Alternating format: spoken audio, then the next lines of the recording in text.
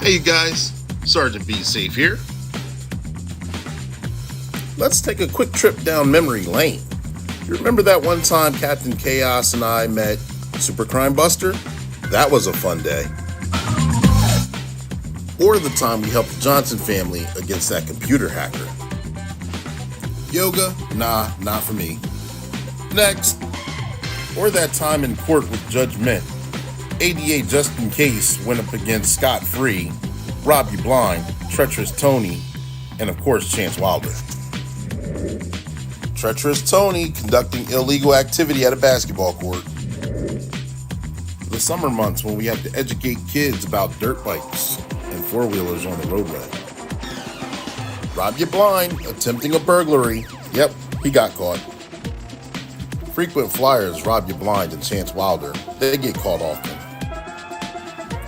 Remember the time Captain Chaos and I visited Miss Gaynor's classroom? Yeah, I think he's got a crush on her. Then there was cuffing season with the smoke detector, no gas, and the free coffee.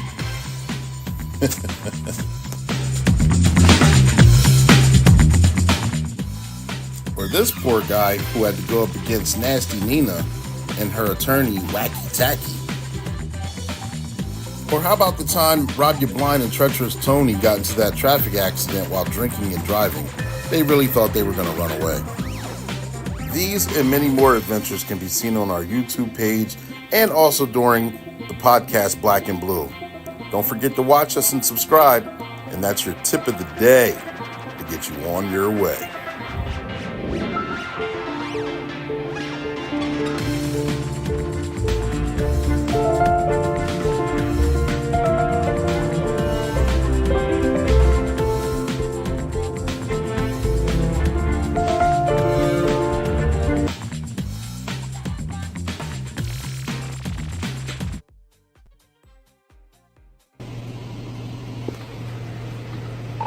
Awfully quiet tonight. No, you didn't. You just did not do that.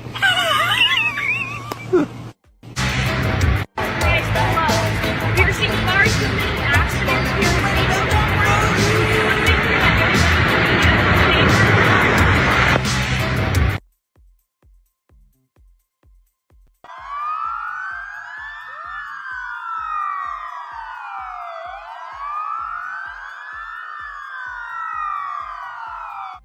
Welcome to Black and Blue, the podcast that brings you the untold stories behind the badge.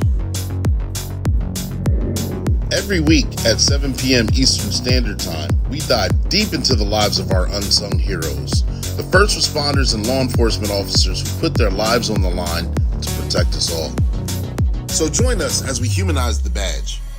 We shed light on the incredible individuals who wear it proudly. From rookies just starting out on their journey to seasoned vets with years of experience, even retirees who continue to make a difference in their communities. Come with us and discover the trainings that mold us.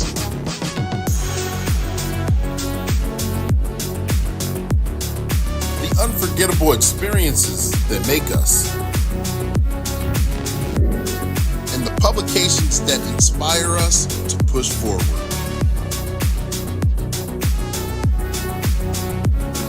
So buckle up and get ready to embark on a thrilling journey through the lives of those who protect and serve. This is the Heartbeat, Black and Blue.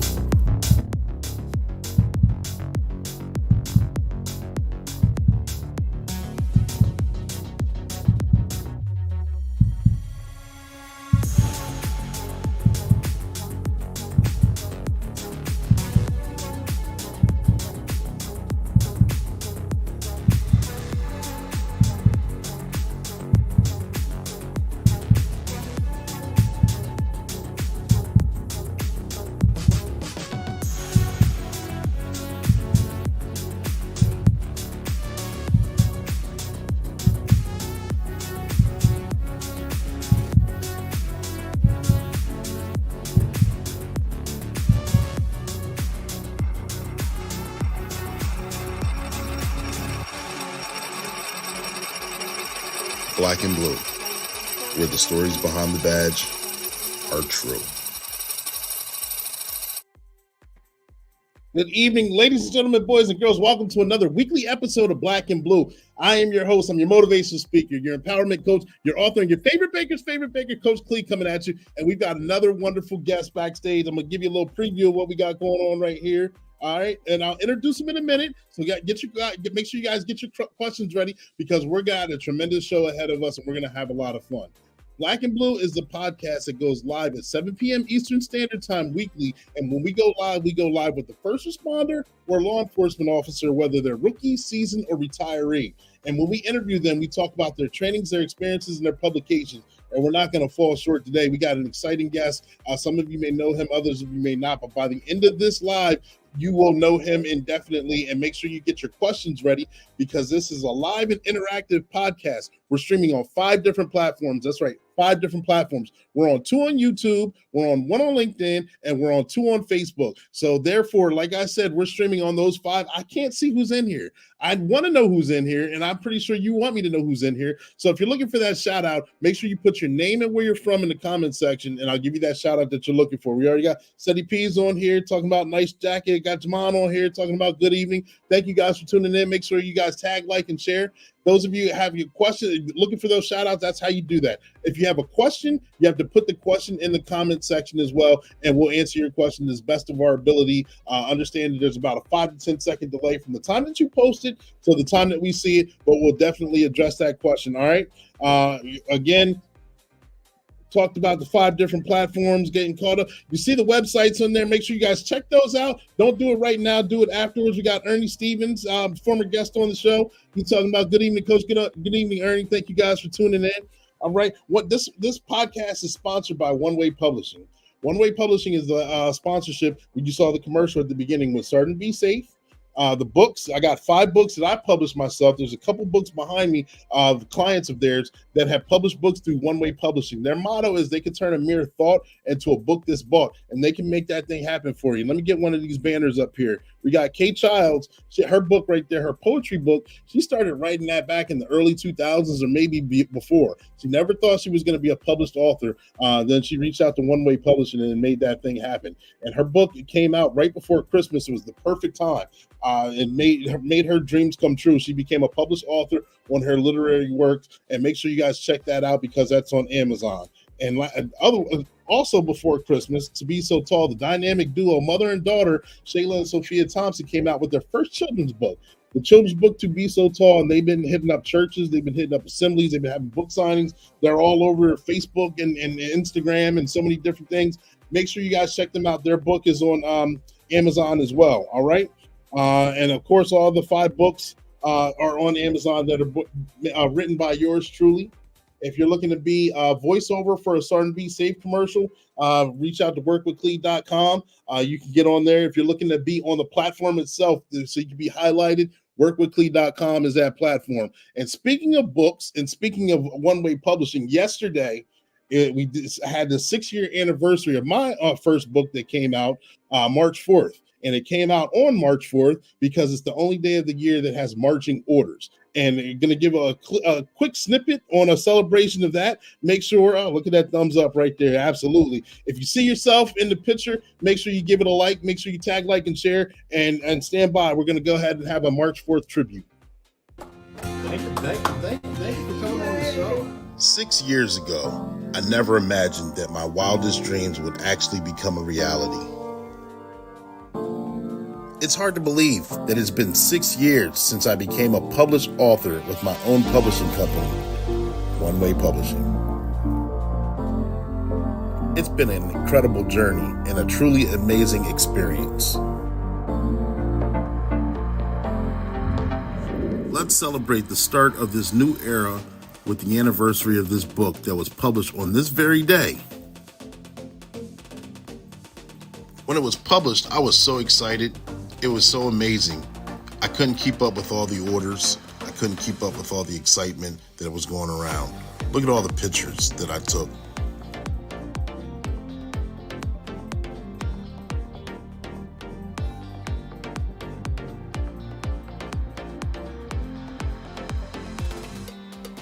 Today is the only day of the year that gives us a clear directive and instructions. My favorite, March 4th.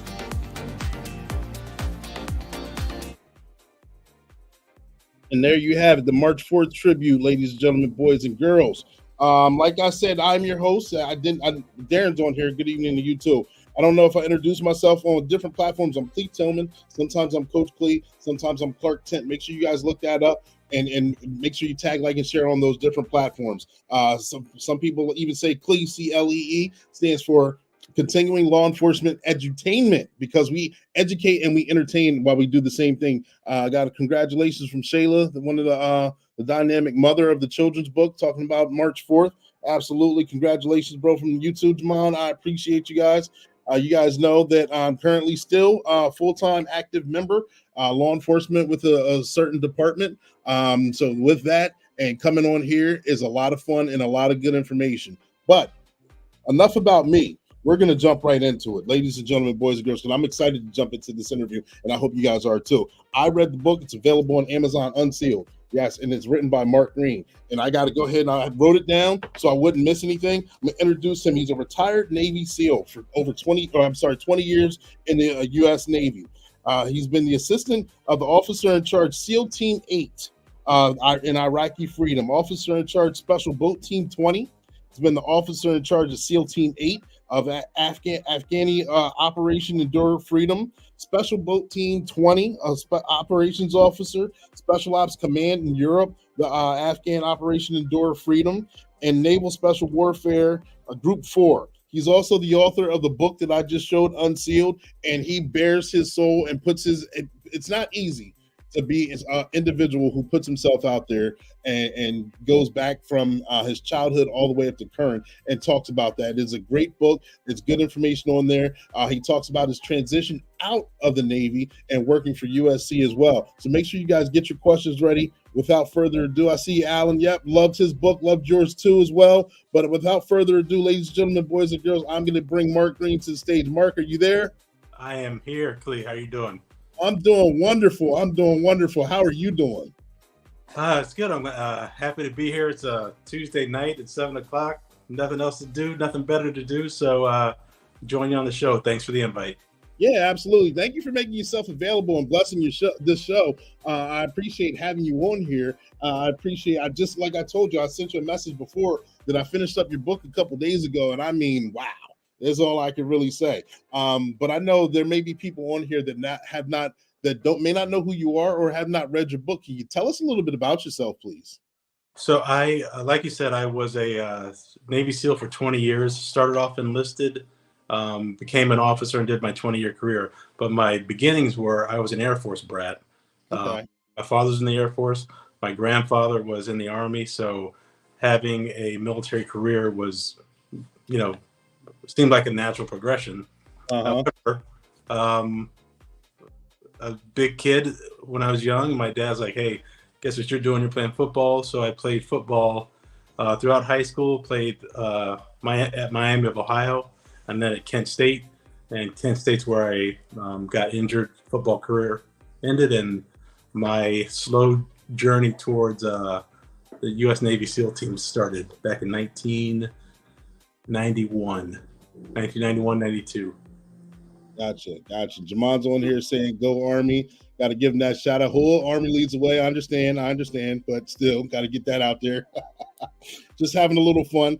But before you enlisted in the Army, I remember in the book, and your grandfather sat you down. Yeah. And I remember a similar story, not the exact same, of a grandfather, elderly person in my family sitting down and wanting to share information, share a lifestyle, and being like, let's say 5 or below. I'm like, oh, this is so boring. I can only imagine you're sitting there watching baseball with your grandfather, and he's trying to get you to spark your interest, and you're sitting there like, this is the most boring game ever, not knowing the heights that your grandfather achieved until later in life. Can you tell us a little bit about the background on that one? So my grandfather, I think to this day, he might have been the biggest man I'd ever seen. And I don't know if it's because I was a kid, but he was just an enormous man, right? Mm-hmm. But he was quiet, stoic, but he was always watchful.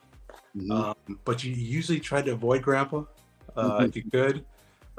So we'd walk into the house, and you look right through the front door, and grandma's always cooking something, and my cousins are out causing mayhem, and it was just my typical day. So I get ready to go in to eat some of my grandma's yellow cake, and all of a sudden I hear from the side, from his throne, he's like, "Hey, boy, get over here." And I look over, and it's my grandfather, and I'm, taken aback a little bit. So I say, "Yes, sir." And he's like, "Come on over here. I'm going to teach you. We're going to go out and throw some baseball." But he had his throne room, so it was his chair, but he had a small chair for me. So I walked up to the chair, and I just stood there because he didn't tell me I could sit. So I just looked there. He's like, "Hey, boy, have a seat." And he's like, "We're going to go out and play baseball, but first we're going to learn about baseball. We're going to watch this game." And I was like, "Yes, sir." So I hopped up in my chair, and he's trying to explain the game to me, but the game had started. And I hadn't seen him so excited before. He had this old baseball mitt. He had a baseball with it, and he's like, "All right, here we go." So I sat through, I think, the most boring 4 hours of my life. Food's cooking, cousins are outside playing, and I think it was either a one-hitter and a no-hitter. So my 7 or 8 year old self was like, nobody gets a base. Somebody's throwing this stupid little white thing, and I've never been so bored in my life. So game's over. He said, "Hey, son, you ready to go out and play?" I was like, "No, sir, I'm not playing baseball ever again."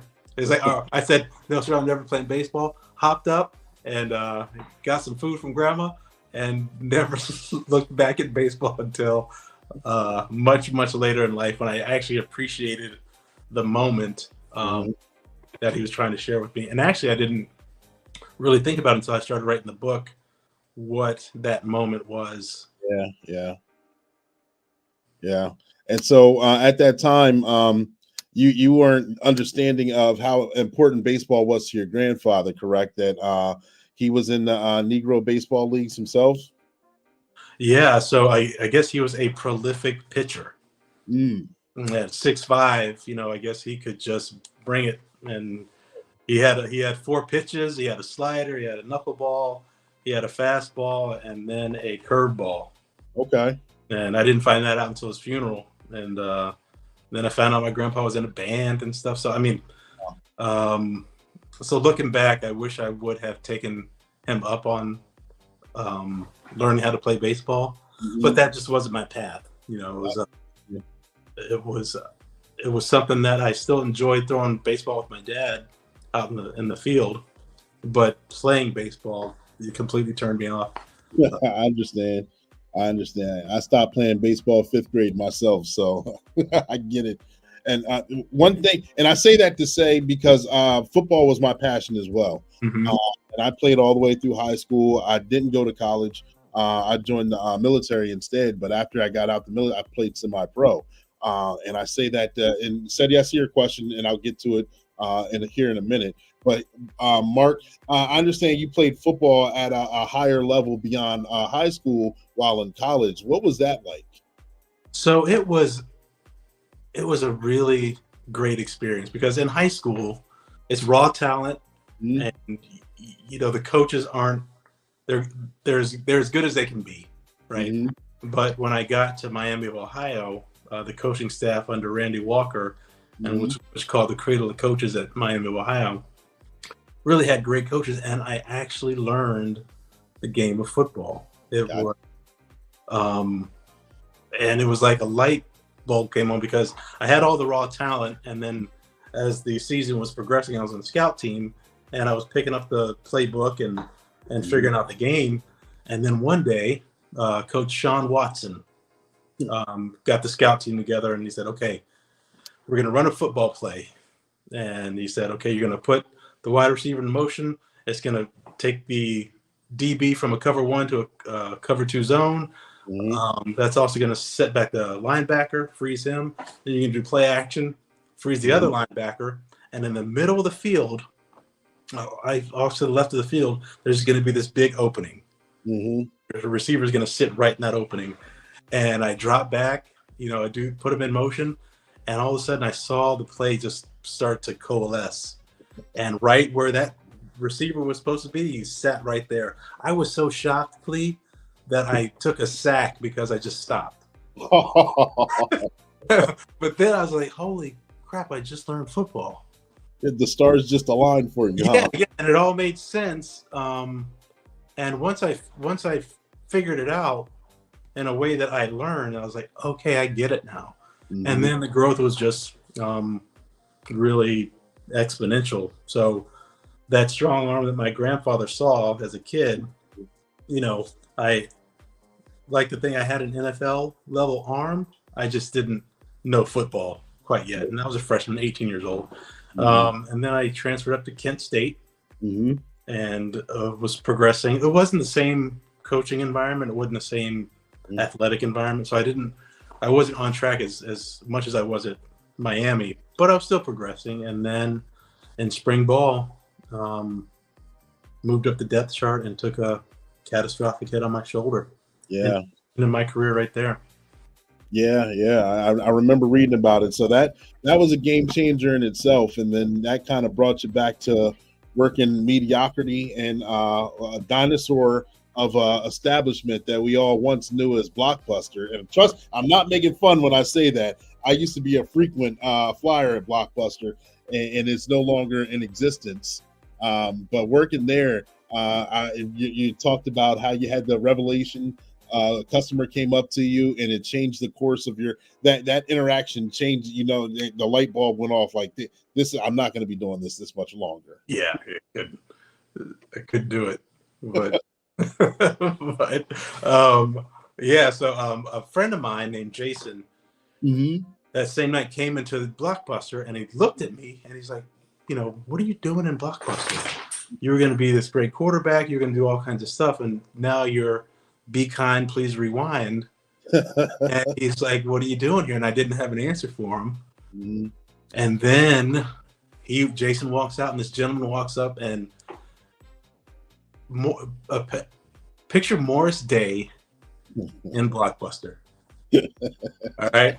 So yeah. So Morris walks up and says, hey man, what's that movie about the girl, she turns into an alien and just starts eating people and stuff, and with utmost confidence, did the double nose, right? And then he said, yeah, man, Speckies. And I was like, sir, do you mean species? He's like, yeah. So at that point, I had enough, and I was like, you know what? If I don't do this, I was 24, and I looked at it, and I was like, you know what? If I don't go join the Navy and be a SEAL right now, then I'm never going to do it. I'm going to put it off. I'm going to kind of languish in mediocrity. And my mom's voice kept saying, when I was young, she said, son, you're going to be something special.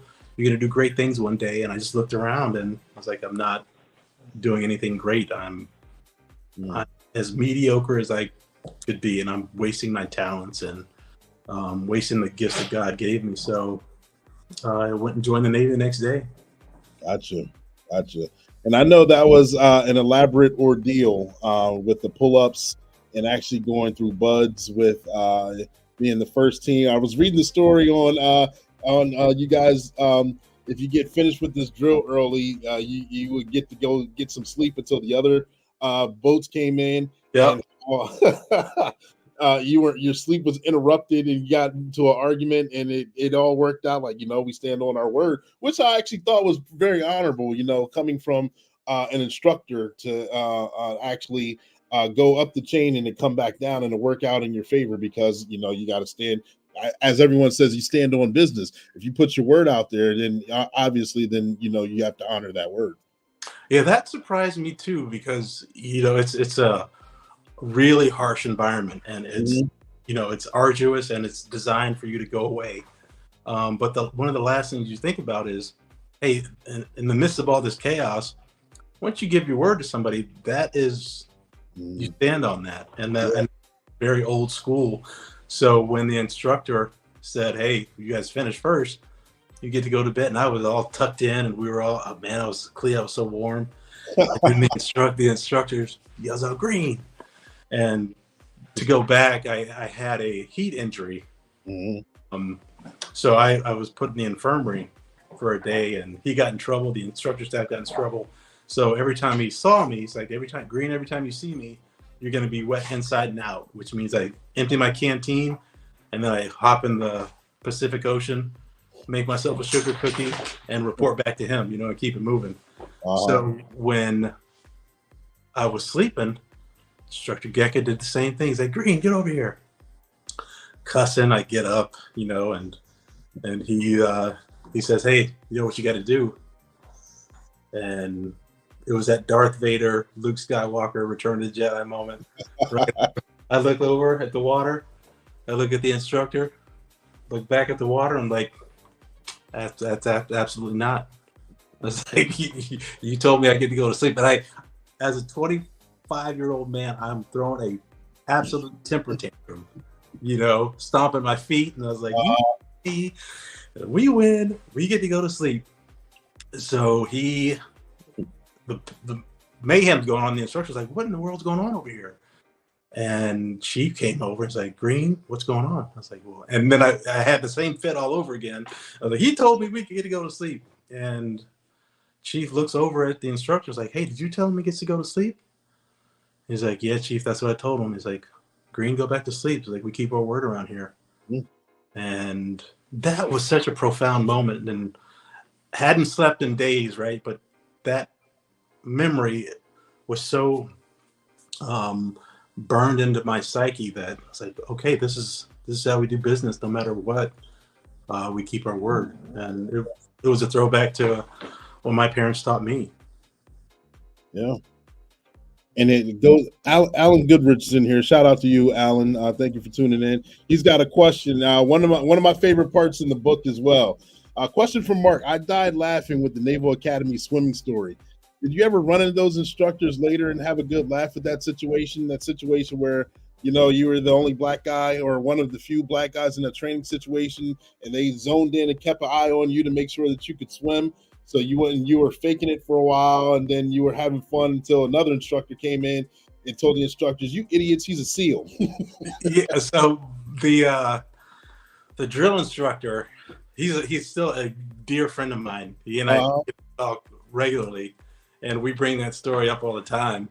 And it was just, you can take it a couple different ways. You can say, okay, I'm going to take this personally and prove this guy wrong. Yeah. Or I can mess with them a little bit and say, hey, why don't I not look at this judge's book by its cover? Mm-hmm. So, got the class involved, and I would just watch him. And every time he was my shadow, right? He was on the pool deck, other than the water, and the guy was just really, he was on it. Knew what was going on. So then I kind of look around. I go to the bottom of the pool and just look up at him, and he's just jumping up and down. So I come up. I was like, "Instructor, what's wrong?" Like, "You can't jump. You can't go underwater like that." And I look around my class. I was like, "Everybody else is going underwater." And the gears start churning. And he's like, "Okay." So we're doing it again, and two instructors show up. So I'm like, okay. So I go to the bottom of the pool and I start like walking on the bottom of the pool, and two of them are up there jumping, and then I go back up to the pool, and they're both saying, "Sir, you can't."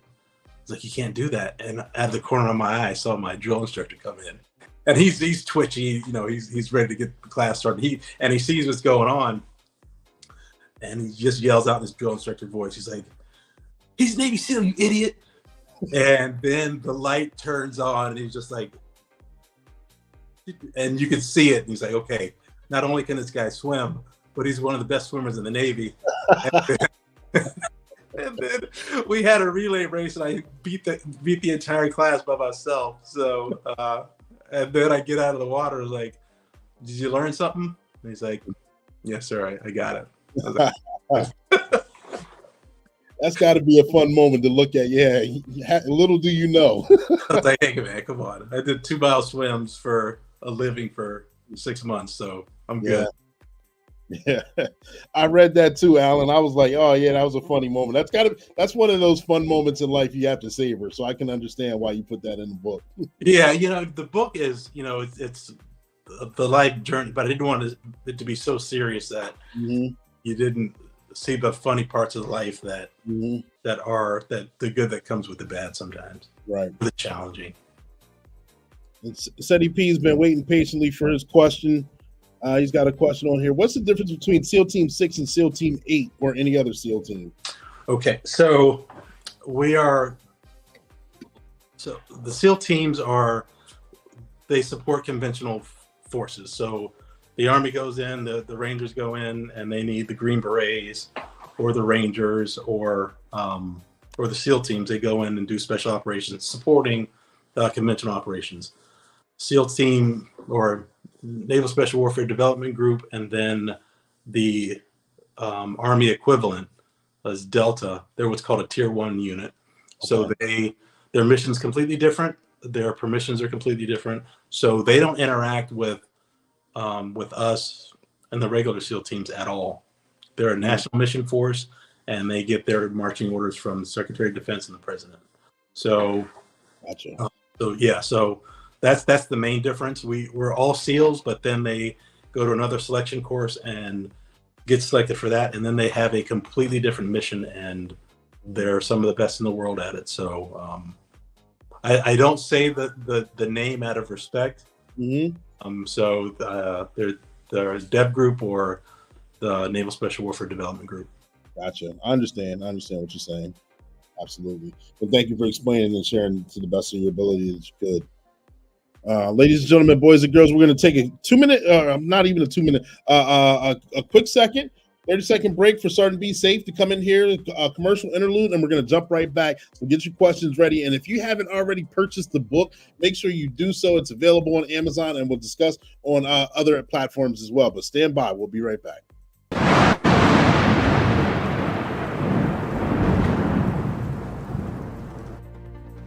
Captain Chaos, did you mess up another report again? Sorry, Sergeant Be Safe. I'll try to be more, careful. What in the world was that? Whoa, look out the window, Captain Chaos. There's a real live superhero. We have to meet them, Sergeant Be Safe. Let's go! There's Super Crime Buster to the rescue. Hey, there's Super Crime Buster! Woohoo! Hey, you're the greatest, Super Crime Buster. Yeah, we know Super Crime Buster's out there. We're actually on the way, but we keep getting phone calls. Excuse me, Super Crime Buster. I'm Sergeant Be Safe, and this is my partner, Captain Chaos. We'd like to thank you for your incredible bravery. Yeah, you're amazing. We're big fans. Wait. You are the police officers, but not the superheroes? No, we're just ordinary officers doing our duty. But we may not have superpowers, but we're heroes in our own way. You're right! The heroes don't always wear capes or possess superhuman abilities. It's the everyday heroes like you who make a difference. Thank you, Super Crime Buster, for that reminder. You are absolutely 100% correct. To all the first responders and law enforcement officers, take it from me and Captain Chaos. We applaud you. We know you do a thankless job and are highly needed. You are a superhero in your own right. Keep up the good work in these perilous times because you are needed. Wouldn't you agree, Kraken? And that's your tip of the day to get you on your way.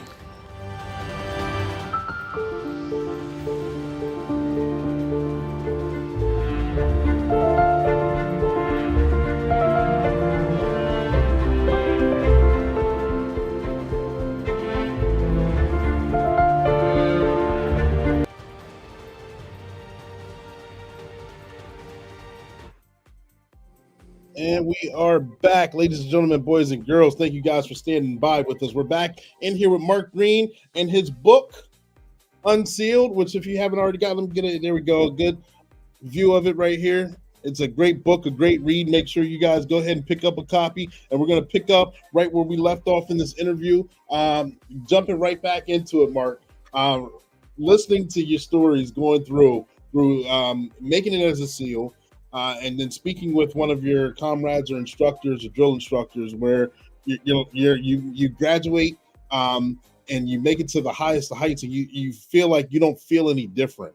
Right. And you're thinking that you've hit this pinnacle and things would change. And I understand. And I feel the exact same. Why don't I feel any differently? And they're like, because you've always been here, or you've always been a SEAL. This is the wean out the ones that aren't supposed to be there.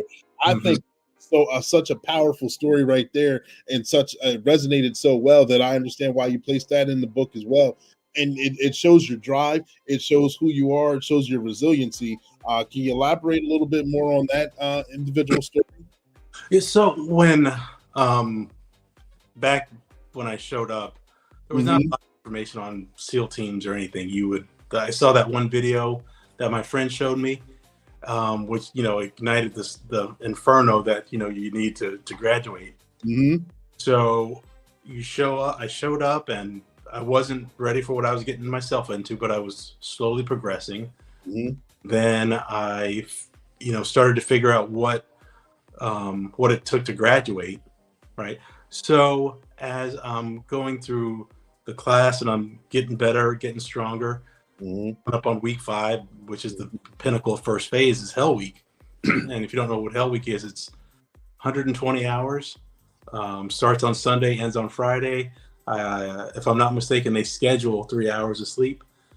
So you are, you're at your physical and mental limits by design. And, we get the majority of the people quit during Hell Week. It's just, it's just such an incredible test of fortitude and mental toughness. And once you get secured on Friday, I was disappointed on Monday, but I was like, you know what? Maybe it's just something going on. The rest of the week comes up, and we're coming up on Thursday, and I normally had a smile on my face all the time, because I was happy to be. I had a good time, but I was in my element.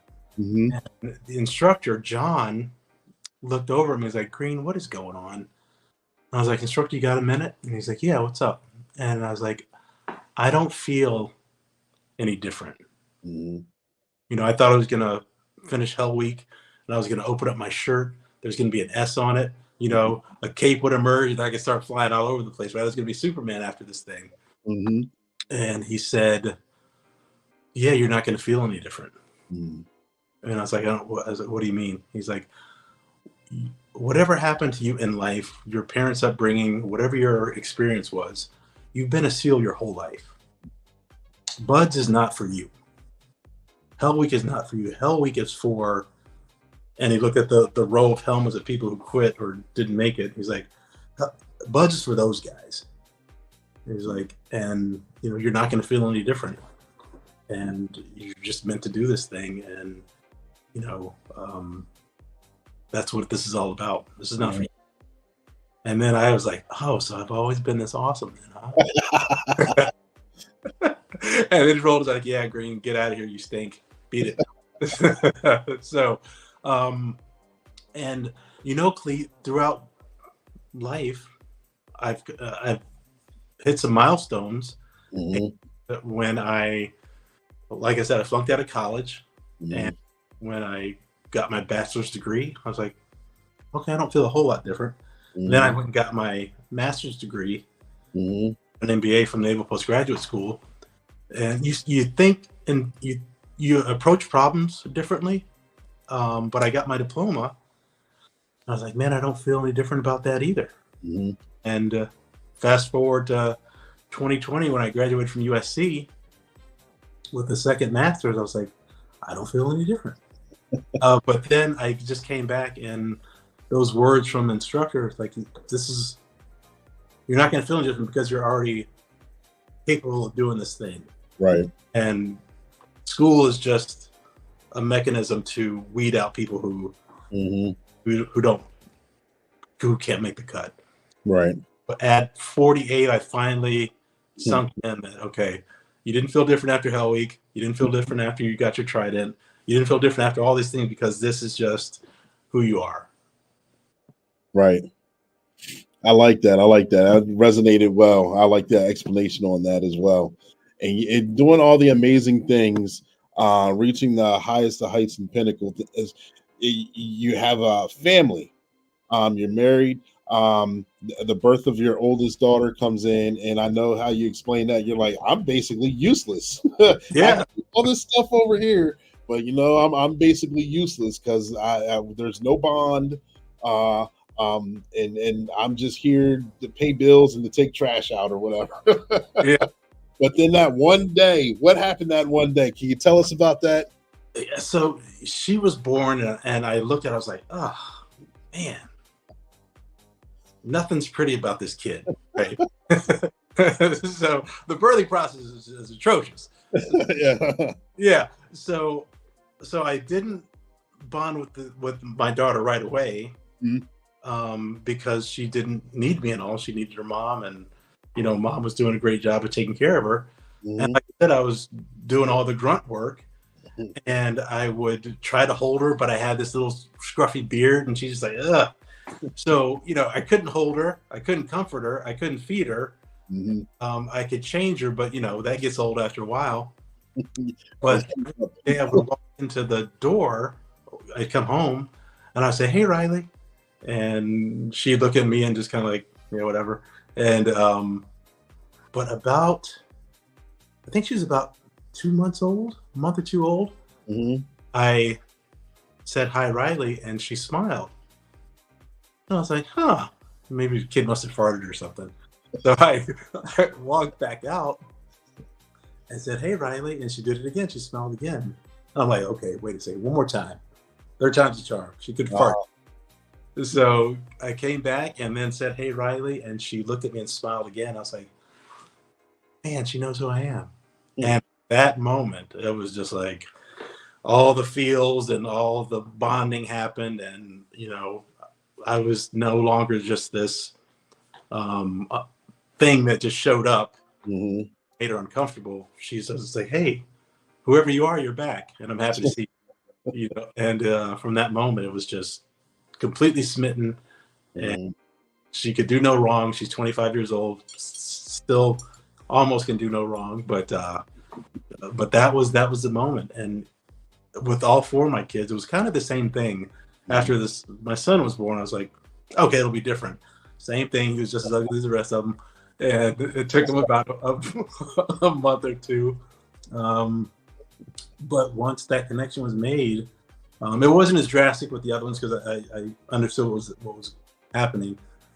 But still, that one time, the time you finally connect with your kids, it's just such an incredible experience. Yeah. That's a good story in there as well. And it's good to see, having still being a family man, having kids. And for those of us that are first responders, that are in law enforcement, that are in the military, are those that are aspiring to, because a lot of questions are out there. Yeah, I want to join this agency, or I want to do this. Can I still have a family? It goes to show that you can still have a family, raise kids, and do things.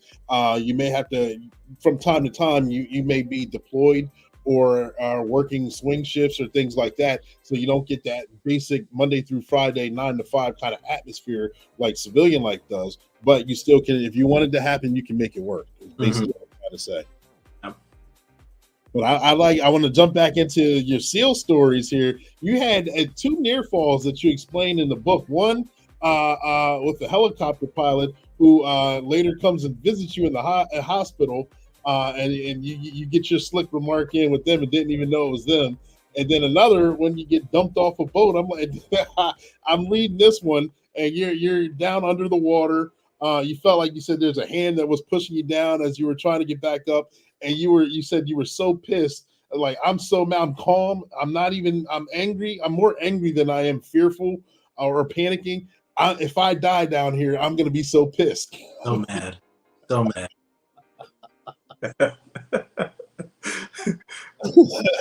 Like those are great. Can you share a little bit of those two with us? You want both of them?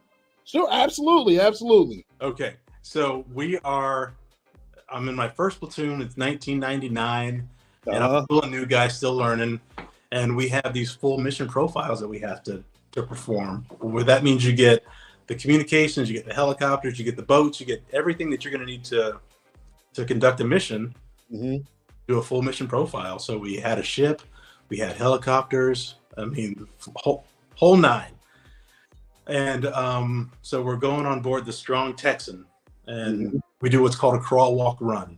You know, basically we dirt dive it, we talk through it, and then we rehearse it walking, and then during the daytime the helicopters come in and drop us off, and then we do our full profile. Learn, and then we make corrections, and then we do it for real at night. It was Lake Placid during the day. Gotcha. And everybody did a great job. And then at nighttime, the sea state, which means for safety reasons, you can only operate if the sea state is at a certain level. Let's say sea state 5, you can't operate. We were at sea state 4 and plus, but everybody wanted to do it. So the first helicopter comes on, and 8 guys go down the rope, picture perfect. And then the second helicopter comes on, and instead of the ship being Lake Placid, the ship is doing this. Right? And the helicopter is trying to hold station, but there are cranes everywhere, and it's just mayhem on top of this deck of the ship. So the pilot was really squirrely, and 6 people go down. Todd goes down, and then I go down. And right before I go down, the crew chief said 2 more. And the pilot thought he said no more, and he just wanted off that platform. So Todd hits the deck, and then I'm going down as fast as I can, and I look down, and all of a sudden the helicopter's just taking off.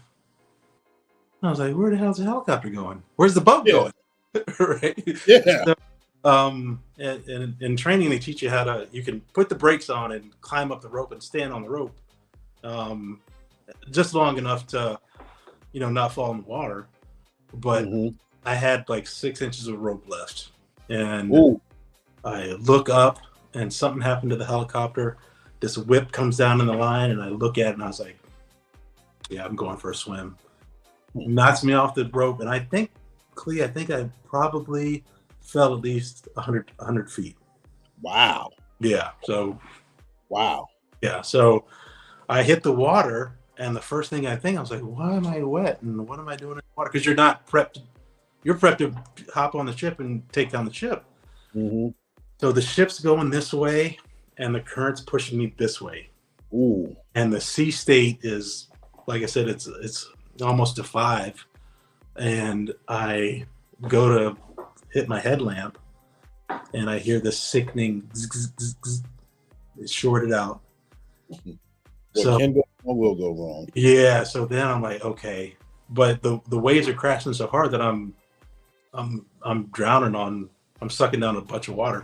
So I have to turn around, and I just keep hauling it. So finally the helicopter everybody on the ship realizes that we're missing a guy. So by the time they figure out who's missing, they immediately go out and start their search and rescue. So they do what's called a figure 8, and the helicopter does a figure 8 trying to look for me. And I was just on the outside of that figure 8, so they couldn't see me. And the worst sound I've ever heard in my life was that helicopter being so close, not seeing me, and then flying back the other way. Yeah. And I checked my gear, and I had a spare headlamp. This is back in the 90s, so there's no LED. It's just a flashlight. So I turn that thing on, and I try to face the ship, and I can't. I'm still sucking down too much water. And I pulled my life vest, which we had on us at all times. But 220 pounds plus 50 pounds of gear. So all sinking, and I'm treading water. And then we had this safety brief, and we were between San Clemente Island and Catalina, which happened to be a great white breeding ground. So here I am, I'm splashing. I was like, wait a second, I'm getting ready to become food. I gotta calm down. I gotta figure this out. And we had procured a new device, a night vision scope. So when the helicopter got back on deck, the guy who had it said, "Hey, I'm not supposed to have this, but I got this night vision scope.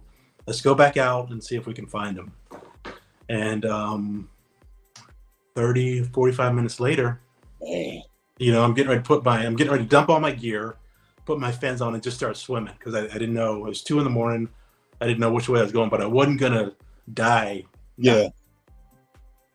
And the best sound I ever heard was that helicopter. I heard it coming, and I was like, well, maybe they're just doing another figure eight. And it got closer, and it got closer, and it got closer. And then they see me, and the rescue swimmer jumps in the water, and they have a script. And like, all right, calm down. We're here to rescue you. And I look at the guys like, hey, man, I get it. And you just get me out of the water. Oh, yeah, man. Yeah, we're good. So he puts the litter around me and hoists me up. And I was just like, I cannot believe I survived this whole thing. But if you know the Navy, they shut down air operations on an aircraft carrier. You don't do that unless something bad's happened.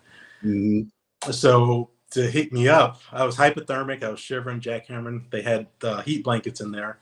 So they had to cut my clothes off and put me on a stretcher, right?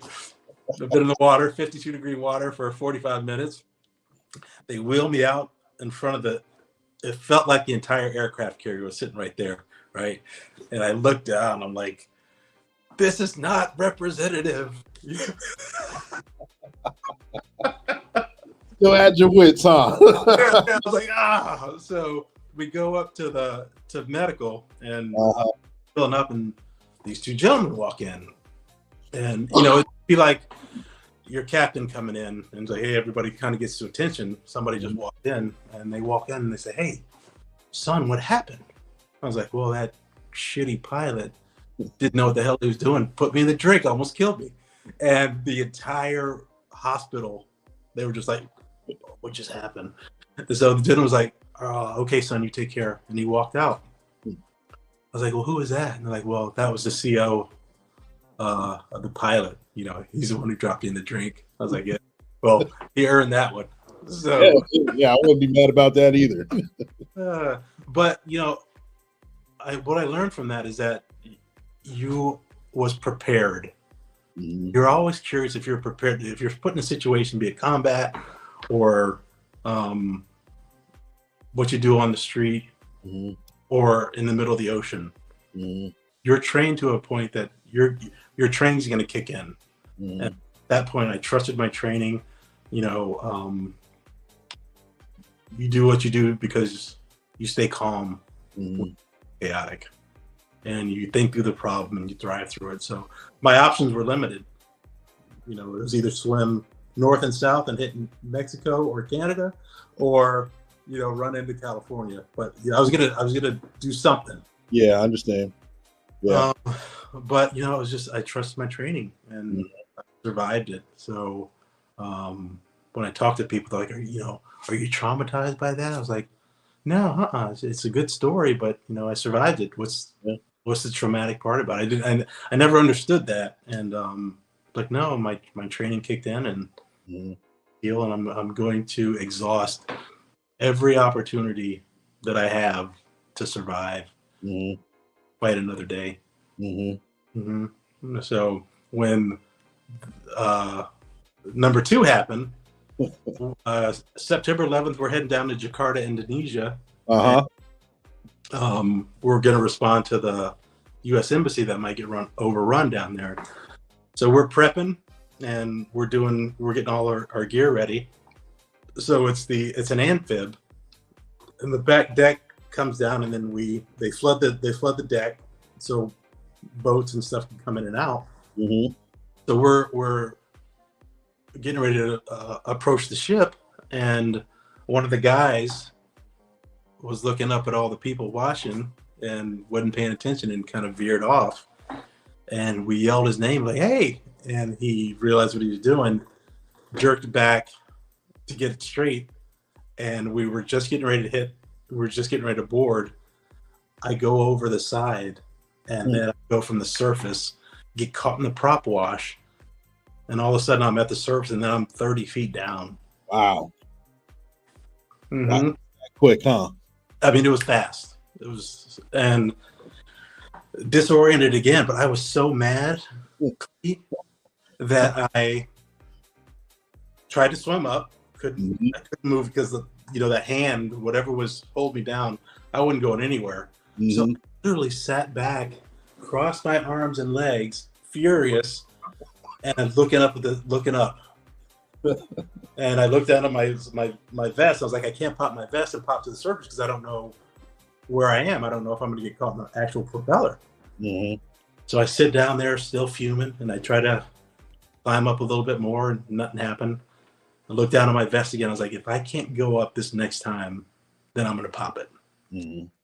So I start to come up, and I start to make some headway, and finally get to the surface, and the ship's a quarter mile away. Wow. I'd been under there for over 2 minutes. My platoon thought I was dead. And, this head pops up enraged, right? They from as far as they can see, they're like, oh man, he's mad. Ooh, he's mad. So they come up and rescue me and pull me on board. They're like, hey man, you might want to rethink this water thing.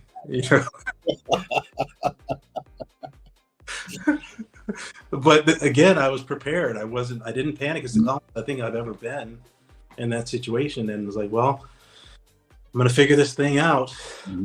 But yeah, I didn't panic again. But that was, if I had a third one, I would have been profession. Oh, there we go. I think we lost you for a second. You there? Yep. Yeah, I'm back. Sorry. Okay. No, it's all right. Things happen. Murphy's Law. Yeah. But yeah, I was prepared for what was next, and I had another iteration of Yep.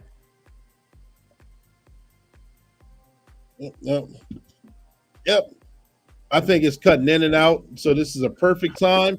If it's internet, Wi-Fi, whatever it is, we're gonna cut quick to a Sergeant Be Safe cartoon, so that whatever that Murphy's Law wave can go by, and we'll be right back into it. So stand by, ladies and gentlemen, boys and girls. We're gonna jump right back into it momentarily.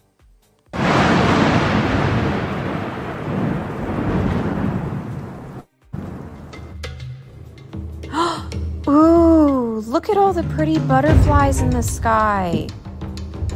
I guess I'll just cross the street here.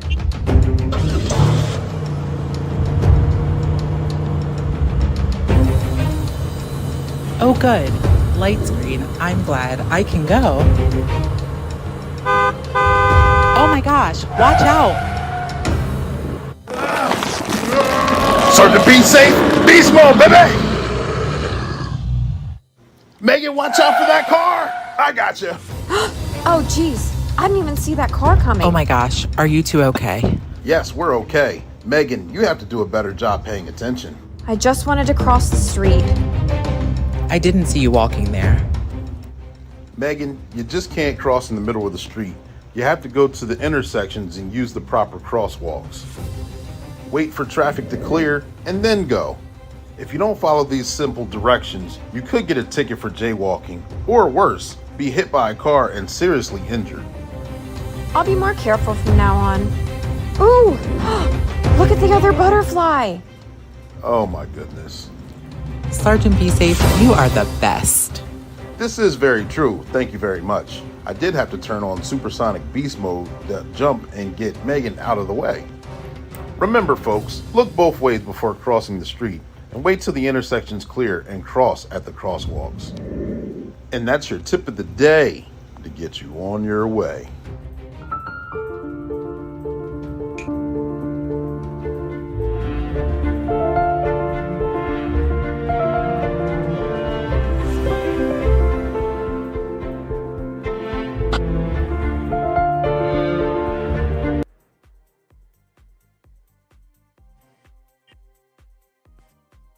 And we are back. Shout out to those voiceovers with Sergeant Be Safe. Some of you may know who they are. Others of you may not. They are very recognizable voices for those of you that are in this local area. So give them their props. I don't like not all of them want me to put their names out there on the platform. However, some of their names are there. Some of them have been guests on the show.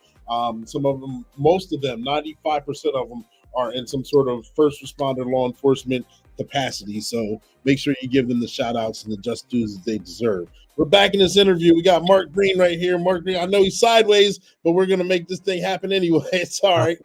Unbelievable. Oh, there it is. There it is. Back? Yep, they're good to go. Yep. All right. Perfect. We talked about the near falls. We talked about family and bonding with them. One thing that another area of your book that resonated with me was being part of an elite team, having that tribe feeling for years, and then having to transition out of that. I know a lot of guys we talk about on this platform is transitioning out of law enforcement or the first responder community, period, and becoming a quote unquote person again. And I know we all brag and look and talk about retirement. We can't wait for, we're about 12 years in or so. We're like, I can't wait. I can't do this anymore. And then once we're really about 2 or 3 years out and we come back in and we're like, wow, I got more days behind me than I do ahead of me. I don't know who I am. I don't know what I'm going to do. I don't see that light at the end of the tunnel. Can you explain to us how that transition was for you and how you got the best of the transition before the transition got the best of you?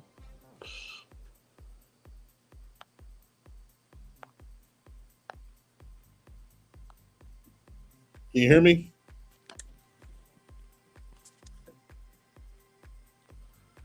Clee, can you hear me?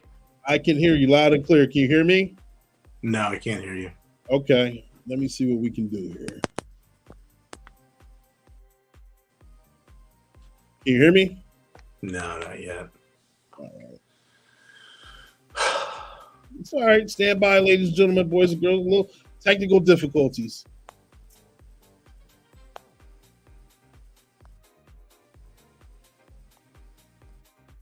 So while we're getting that situated and settled, you guys see the website, his website scrolling below, themarkgreene.com. That gives you access to his website if you wanted to reach out to him, if you wanted to have a conversation with him. Also, I got mine on Amazon. It was a good read. It was a quick read as well. Tons of good information, unsealed. And he talks about brings it from before he became a SEAL, during a SEAL, and life after the SEALs, and getting us caught up on all that. So make sure you guys check that out. Mark, can you hear us yet? Okay, I don't think he can. Make sure you guys check out his website. Check out this book as well. He gives tips on how he overcame his transition as well.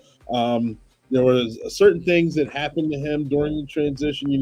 Once you're transitioning out the same team or platoon, they don't treat you bad, but they can tell that they're kind of moving on from you because the mission's still paramount, the mission's still priority. So they know that you're soon on your way out. Mark accomplished a lot, being a SEAL. Then he started out as enlisted. Then he went to officer school, which he was a candidate for, which wasn't easy to do while being a SEAL. And he explains all that in the book as well. So check that out. He talks about how he transitioned and how he met interesting people and was set up with the USC.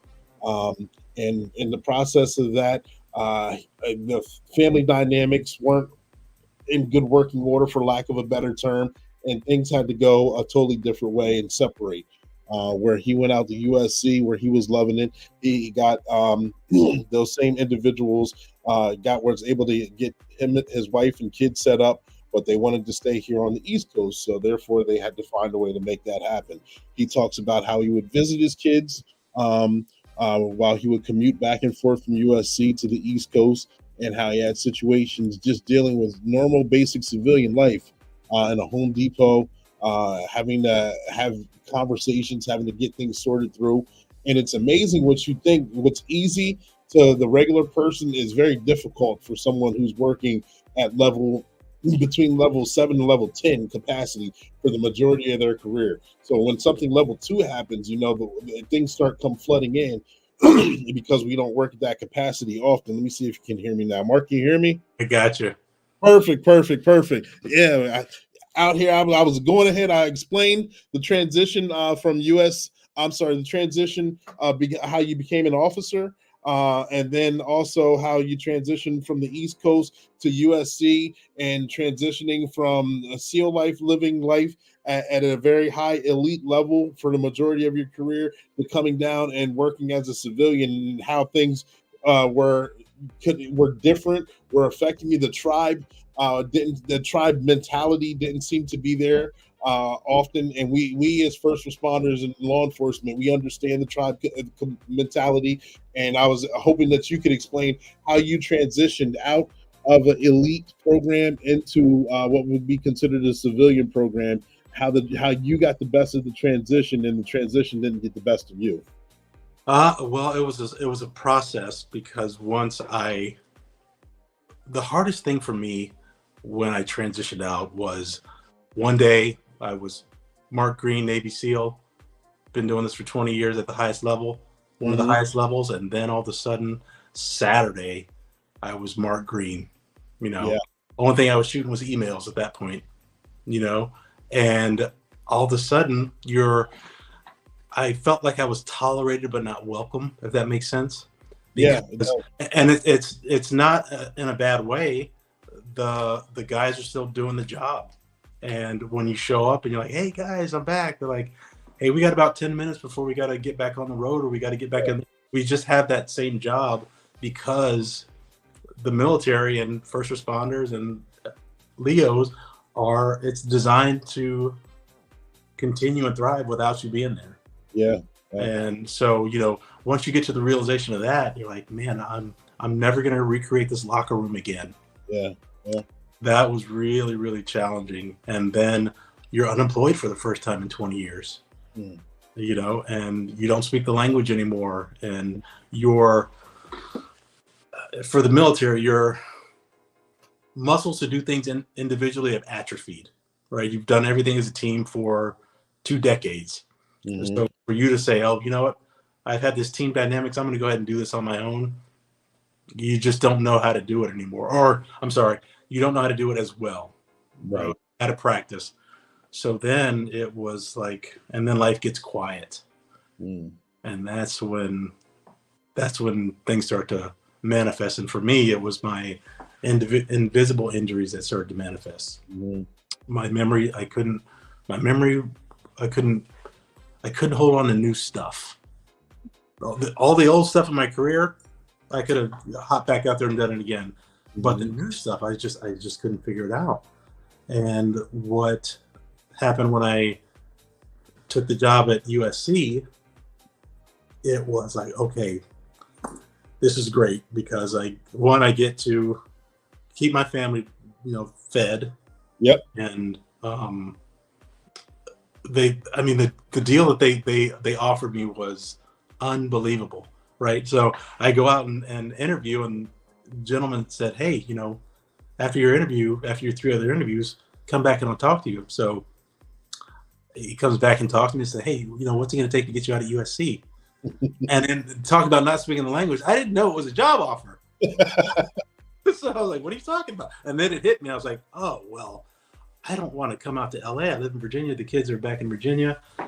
I don't want to come out here." So I threw out a number that I thought was just $1 million. I was like, "Oh, well, this is what I want." He's like, "Okay, no problem." I was like, "Oh, I didn't even research that." He said that number like it was nothing. I was like, "Ooh, okay." I was like, "Well, I have a wife at the time. She's in the medical field, and there are no jobs out here for her." Got on the phone and said, "Hey, I got a guy I want to hire.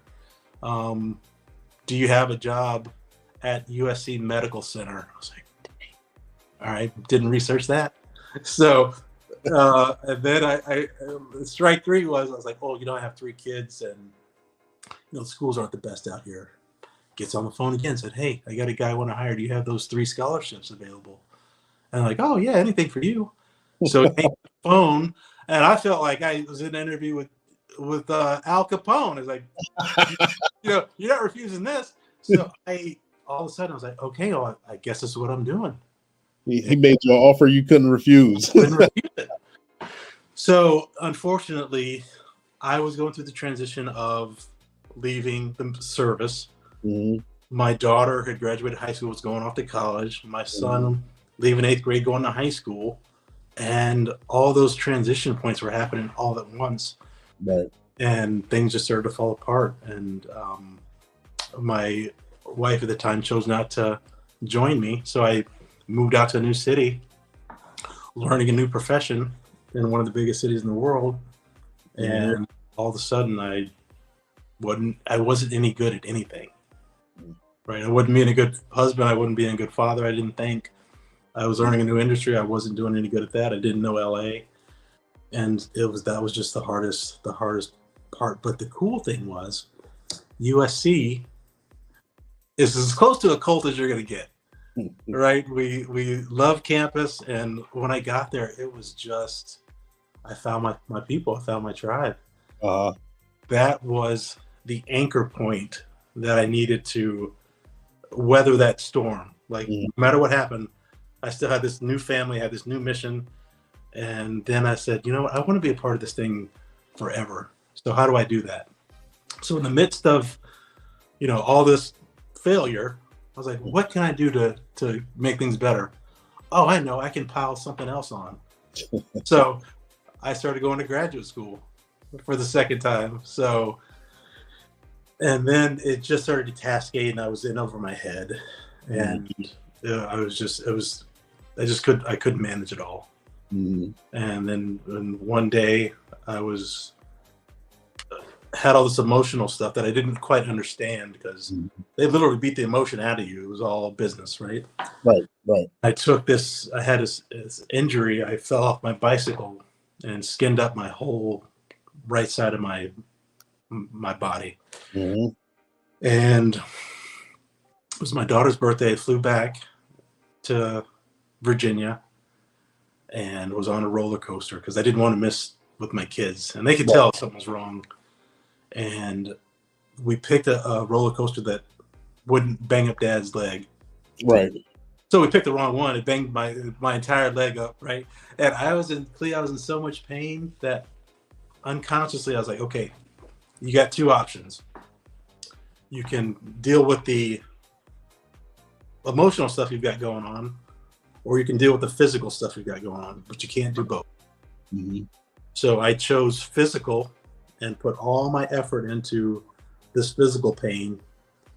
And then once all that focus went there, the emotional stuff just overwhelmed. I was sitting in the fetal position in some corner at Busch Gardens. Wow. Crying my eyes out. Wow. Because all that, you were grieving the loss of, your prestige and your old life, and you're going through a divorce, and everything is just not as ordered as your life has been for decades. And cognitively I wasn't right, and I just wasn't, and it was just too much. But that was the spark that I needed to actually say, okay, you can't do this on your own. And you're at a research university. And I just started researching and said, hey, I need help with this thing. And once I put that olive branch out there, like, oh, well, we have this one experimental program that is just for traumatic brain injury. And then we have just something for PTS. And we have counselors for going through a divorce. So all the resources that I had, I was so stubborn and so like, I'm going to finish this on my own, that it was like, yeah, you can't. Yeah. So then rally all these people who genuinely care about you and stop being so stubborn and accept the help. And then from that point on, I started to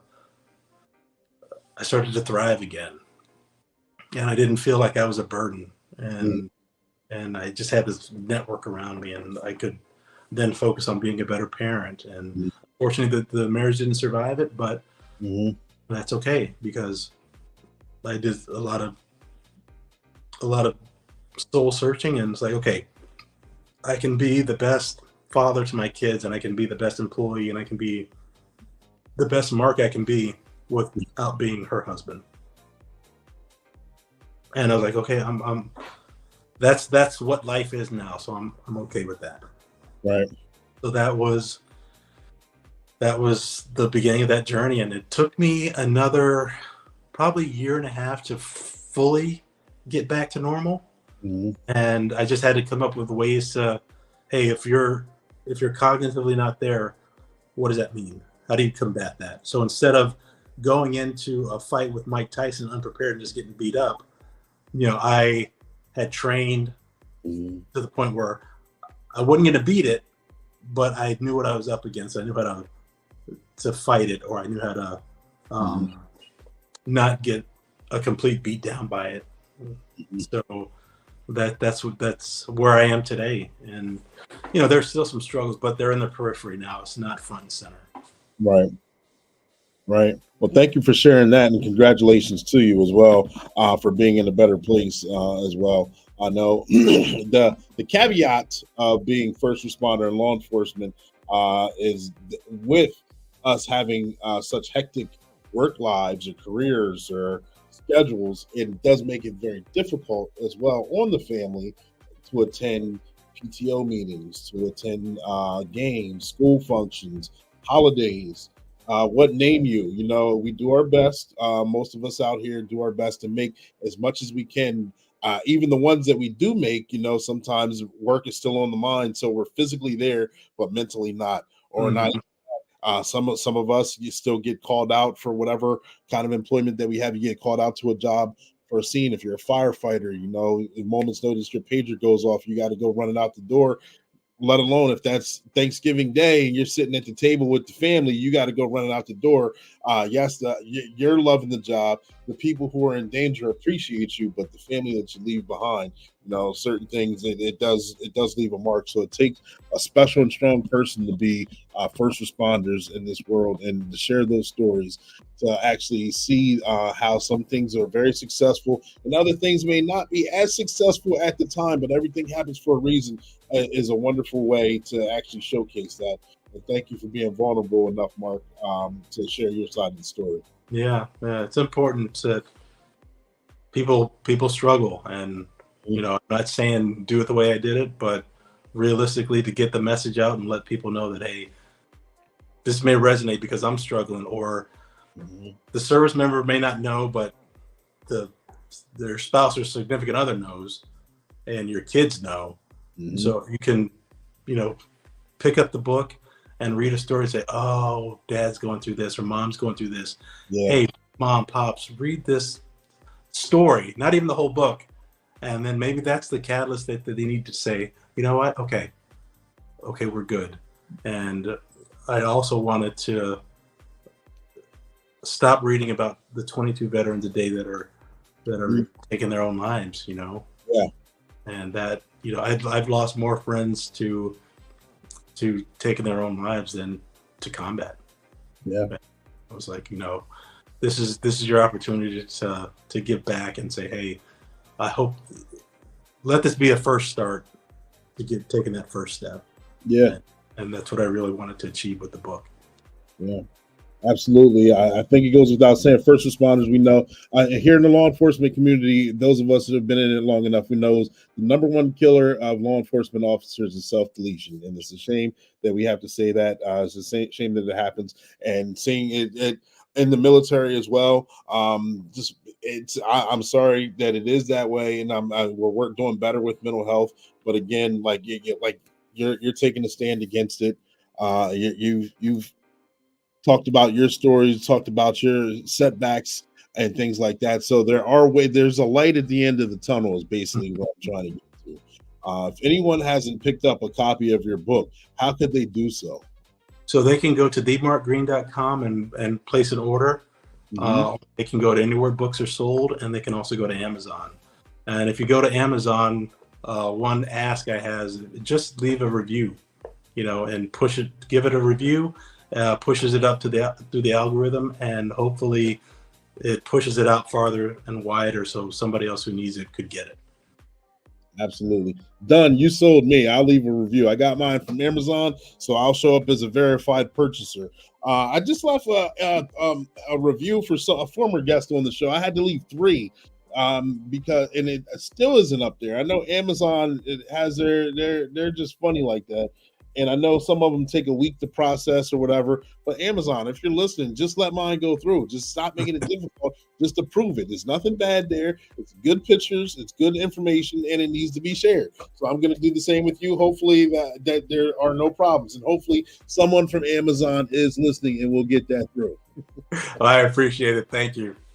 Absolutely. And Mark, it was a pleasure to have you on the show. I think everything that you do have done, putting yourself out there, being vulnerable. We had a wonderful conversation, and through the course of conversation, I may have forgot to ask a question, or I may have jogged your memory on something that you may want to elaborate on. Is there anything else that you want to share with us right now? The floor is yours. So when I was doing this process, it was I came up with 6 pillars of my transition, and it's not for everybody. I'm an introvert by nature. So these are the things that really help me. And the 6 pillars are isolation, indulgence, cocooning, emergence, grief, and resolution.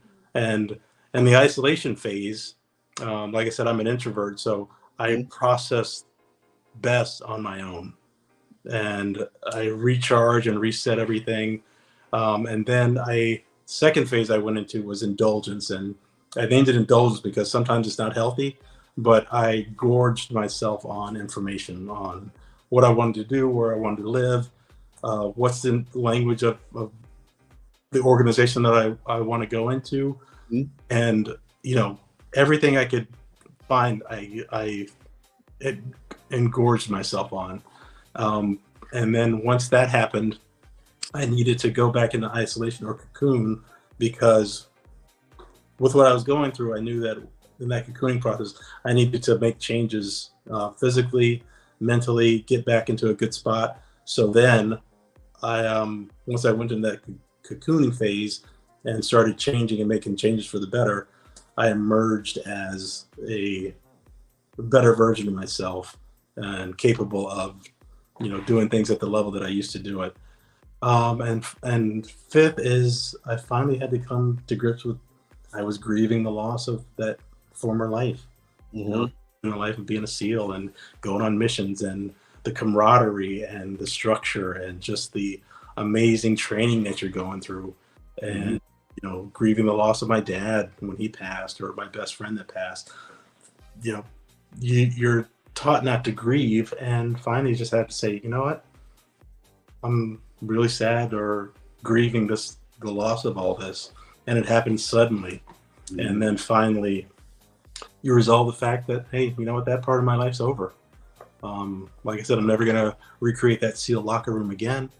And I'm okay with that. And I have to find my new mission. I have to find my new normal. I have to find new ways to improve and thrive.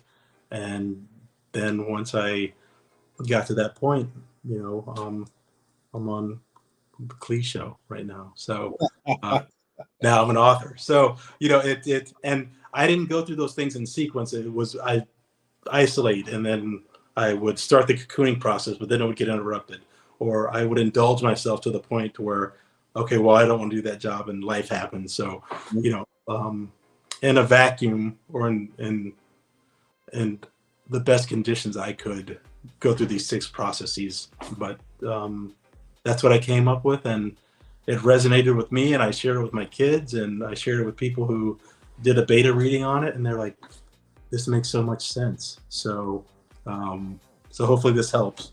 And like I said, this book is really, as you know, it's not about me saying, hey, do what I do because I was the best at it, and you do what I do and you're going to be successful just like me. It's like, no, here's my career, good, bad, and ugly. Here's post-career, good, bad, and ugly. And here's some tools that I used to help me get back to normal. Gotcha.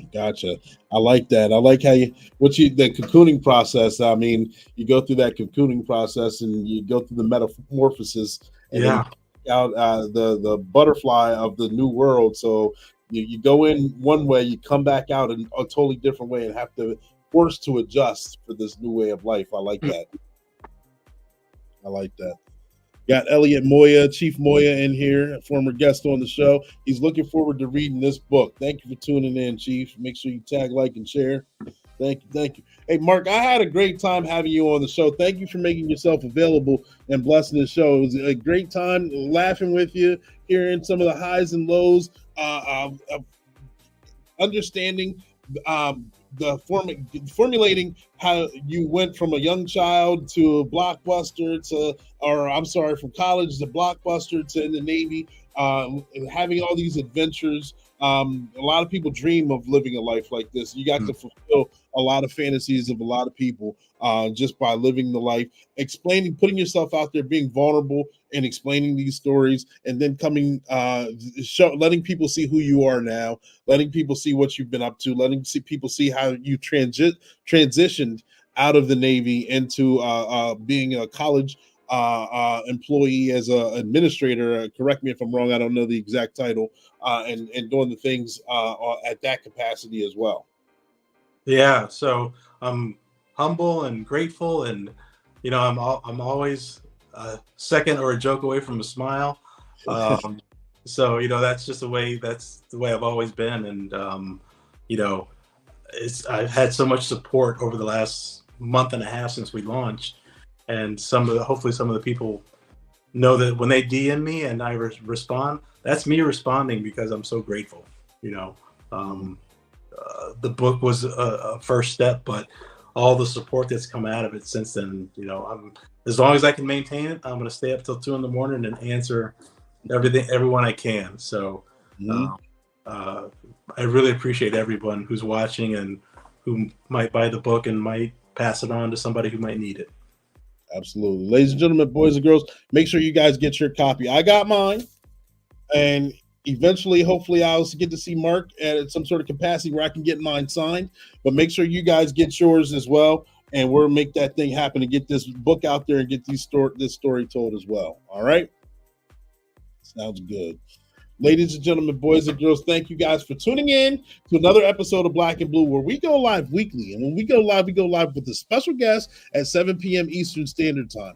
And that guest is either law enforcement or a first responder, whether they're rookie, season, or retiree. And we talk about their trainings, their experiences, and their publications. And we did not fall short today. And I'm glad you guys stayed tuned in, stood by. Had a little bit of technical difficulty, but we got over that hump. Challenges are there to make us better, and we got better today because we finished this dynamic show and got a lot of information out there and got to share a lot of information. So make sure you guys hit that like button, smash that like button, because it hits the algorithm. We get that information out there. Make sure you guys tag, like, and share so other people can get this information as well. And we're going to keep moving this plane. We're building the plane as we fly, and we're going to keep soaring until higher heights. I got a special guest coming to the show next week. And you know me, I want to tell you who they are, but I'm not going to, because I got to leave you at the edge of your seat, give you a cliffhanger so you guys can tune in. We're going to tune in and go live next week at 7 p.m. Eastern Standard Time. So make sure if you're haven't subscribed to the YouTube page, do that. If you're not connected with me on LinkedIn, do that. If we're not friends or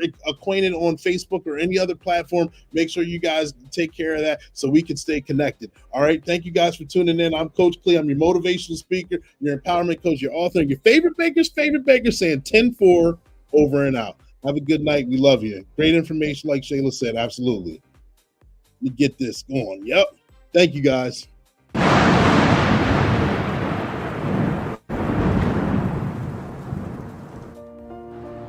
Your Honor, we have undeniable evidence that Chance Wilder attempted to hack into multiple bank accounts and steal money. We request the maximum penalty. That's right, Your Honor. Chance Wilder is a menace to society, and we must put an end to his hacking shenanigans. Objection, Your Honor. My client is innocent until proven guilty. We believe there's been a misunderstanding.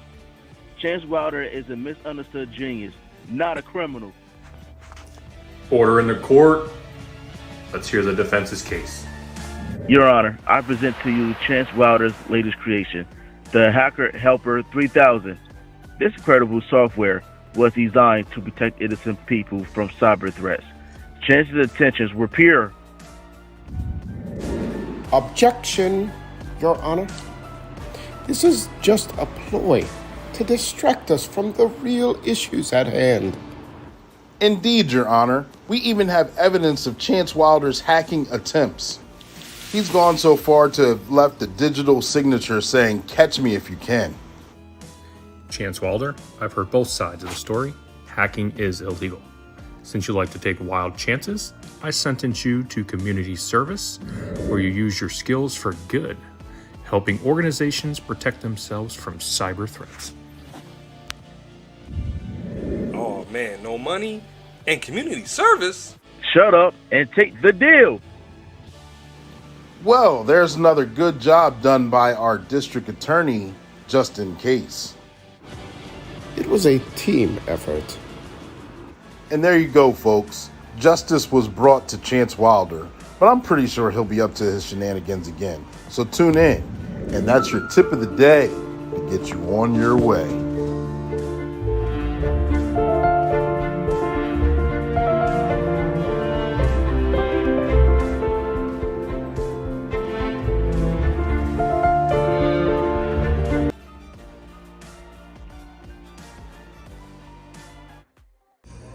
I'm not a bad cop. I never once said you were. It would be real simple if the problem was bad cops. It ain't.